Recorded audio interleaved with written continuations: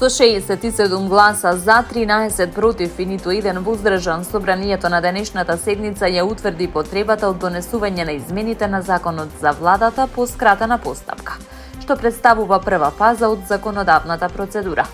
Доколку предложените измени бидат усвоени, ќе се создадат услови за укинување на моделот на техничка влада кој досега се формира 100 дена пред одржување на парламентарните избори. Во образложението на предлог законот доставен до пратениците се наведува дека иако техничката влада во одреден историски контекст имала стабилизирачка улога, со текот на времето се покажала како нефункционална и финансиски неоправдана. Според текстот, формирањето на ваков модел на владење доведува до проширување на извршната власт, дуплирање на надлежности и сложени процедури за одлучување, што негативно влијае врз ефикасноста, континуитетот и одговорноста во управувањето.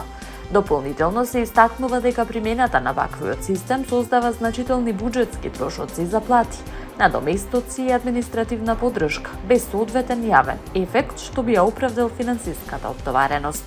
Со оваа одлука предлог измените продолжуваат во понатамошна собраниска процедура, каде ќе следуваат расправа и конечно изјаснување за нивно усвојување.